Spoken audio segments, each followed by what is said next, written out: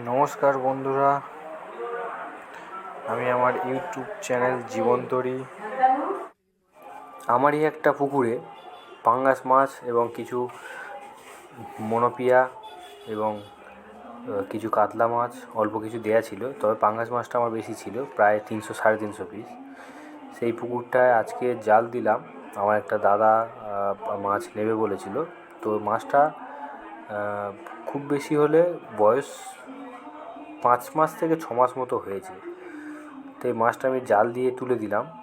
তো সেই ভিডিও আমি আপনাদের কাছে হাজির করালাম, ছোট্ট ভিডিও। তো জাল এই ধরে টেনে নিয়ে কাছে আনা হচ্ছে। অ্যাকচুয়ালি আমার যারা জাল টানে তারা একটু ব্যস্ত থাকায় তাদেরকে আমি কাছে পাইনি। তো আমাদের পাড়া সম্পর্কে একটা ভাই আর একটা দাদাকে ডেকে নিয়ে এসেছিলাম, আর বাবা আমি আছি, আর সবাই ছিল।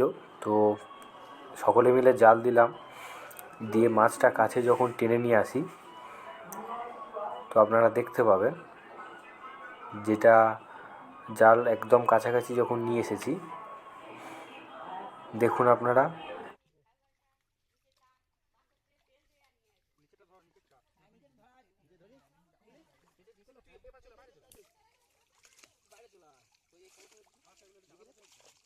আমাদের এই ঘরের আমার নিজস্ব যা পুকুর আছে সব আমরা নিজেরাই জাল টানা করি, জাল নিজেরাই টেনে দিই।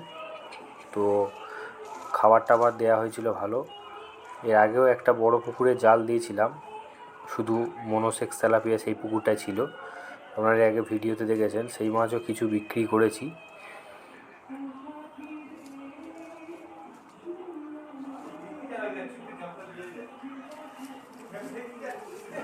তো সমস্যা হয়েছে কি, একটা আমি যখন জালটা টানা দিয়ে কাছে আনার পরে মাছগুলোকে একটু বাছাই করব বলে রেডি করছিলাম, তখন আমার জালের চোখের সামনে, মানে আমাদেরই মধ্যে যে জালে মাছগুলো এক জায়গায় হয়েছে, সেখানে একটা মাছগুলোর সঙ্গে বড় গোসাপ আটকা পড়ে গেছে।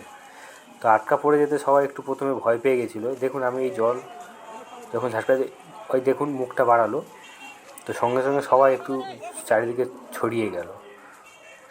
তো সেই গোসাপটাকে বের করে দেওয়ার জন্য আবার একটু লাঠি ফাটি আনা হলো, লাঠি দিয়ে এনে ওই তুলে দেওয়ার জন্য আবার ঠিক দেওয়া হলো। তারপর এই পাঙ্গাস মাছগুলো আমার এই সাইজটা হয়েছে।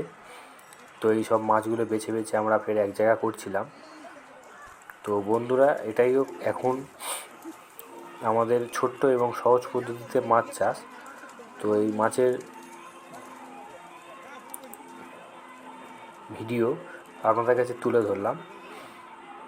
তো আমি আবারও আপনাদের কাছে মাছের খাবার দেয় এবং অন্যান্য মাছের ভিডিও আপনাদের কাছে তুলে দেব।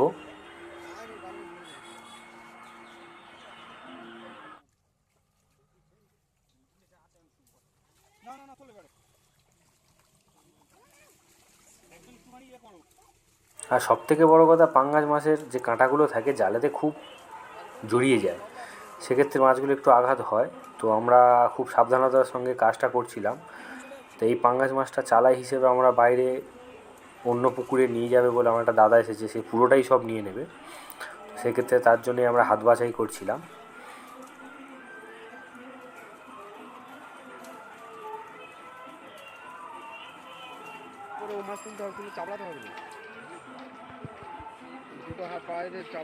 প্রায় শেষের দিকে, আর এদিকে ছোটো হাঁড়িটায় কিছু মাছ রাখছিলাম ওই বাড়িতে খাওয়ার জন্য, কারণ তেমনভাবে কিছু মাছ নেই। তো মাছগুলোকে বাছাই করে তাড়াতাড়ি যত দ্রুত সম্ভব অন্য জায়গায় ছেড়ে দেওয়া যায় সেই ব্যবস্থাটা করছিলাম। তা আপনারা দেখুন বন্ধুরা, তো এখন যা বর্তমান পরিস্থিতি, এরকমভাবেই সকলের বলবো, যদি ছোট জলাশয় থাকে, বড় জলাশয় সকলে এগিয়ে আসুক, মাছ চাষ করুক।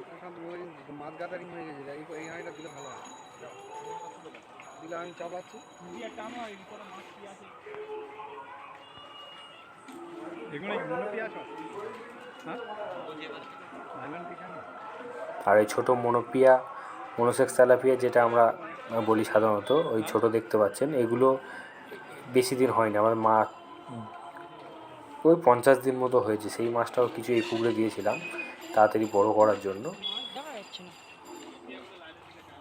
এখন এদেরকে ফিড দিই এবং সরষার খোল, আটা, ভুসি এগুলো খায়।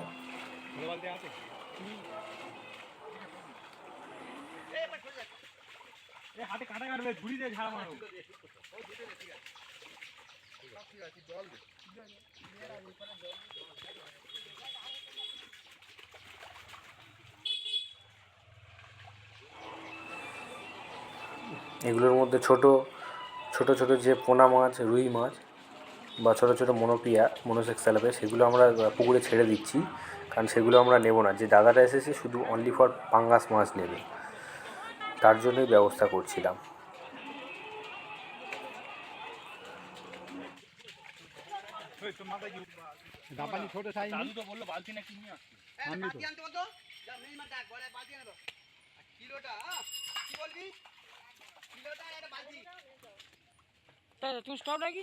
না, এবারে আমার পাঙ্গাস মাছটা ভালো হয়েছে। তো আর একটা সবথেকে বড় জিনিস যেটা হয়, পাঙ্গাস মাছে কাঁটা থাকে, তো এই কাঁটা খুব মানে বিষাক্ত আর কি। কাঁটা যদি হাতে কোনোখানে গেঁথে যায়, সে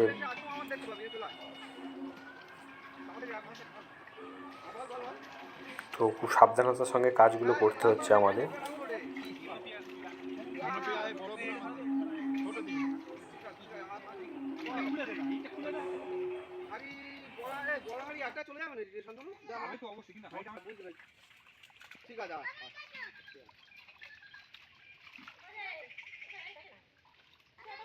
যেহেতু মাছের পরিমাণটা আমাদের অনেক ছিল, সেক্ষেত্রে সময়ও লাগছে, ভিডিওটা একটু বড় হয়ে গেছে। তো বড় হলেও আপনাদেরকে বলবো, আপনারা ভিডিওটা দেখুন, ভালো লাগবে। আমরা যদিও পুকুরটা খুব বেশি বড় পুকুর ছিল না, এটা ছোট একটা জলাশয়। এখানে পুকুর থেকে মাছ আমরা জমিয়ে রেখেছিলাম অন্য পুকুরে ট্রান্সফার করার জন্য।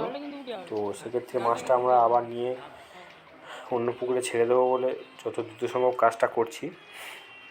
তো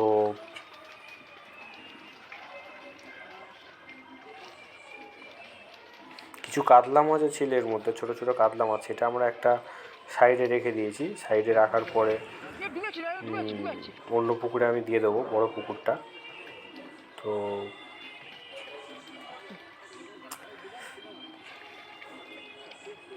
মাছ যখন আমি বাছাই করছিলাম, তখন আমাদের একটা পাশে একজন দাদু, সেও পুকুরে ফেলবে, সে আমাকে বললো, তো আমাকে কিছু অল্প করে কেজি 2-3 মাছ দিলে ভালো হতো, আমি মাছটা পুকুরে ফেলবো বলে, তার জন্য আবার কিছু